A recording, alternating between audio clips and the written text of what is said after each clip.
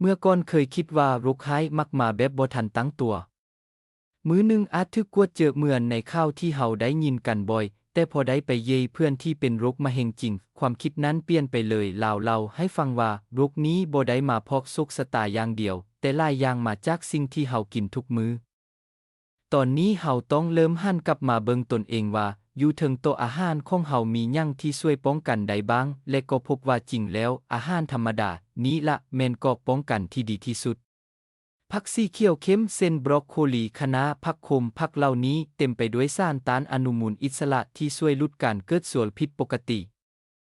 ผักมากไม้สีส้มสีแดงเช่นแครอทมะเขือเทศฟักทองมีเบต้าแคโรทีนและไลโคพีนที่รายงานวิจัยยืนยันว่าช่วยลดความเสี่ยงมะเร็งได้กระเทียมที่บ้านเฮาใช้ปรุงอาหารแทบทุกมื้อก็มีสารอัลลิซินที่ช่วยยับยั้งการเติบโตของเซลล์มะเร็ง ธัญพืชโบคัตซีอันนี้ที่คาดบ่ได้เช่นข้าวกองข้าวโอ๊ตช่วยระบบขับถ่ายให้เฮ็ดเวียกดีลดการสะสมของสารพิษในร่างกาย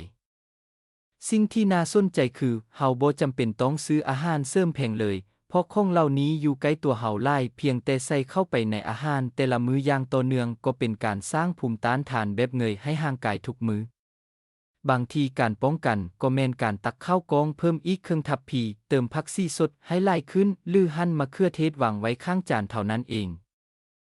สุขภาพดีอาจบ่ได้มาจากหยังที่ยิ่งใหญ่แต่เริ่มจากจานอาหารตรงหน้าที่เฮามีสิทธิ์เลือกได้ทุกมื้อดูแยงสุขภาพให้คำแนะนำการกวดสุขภาพและคำแนะนำการเดินทางมาประเทศไทยอุบลราชธานีมาร่วมดูแยงสุขภาพกันปลอดภัยและมีสุขภาพดีกับทีมแนะนำการดูแยงสุขภาพ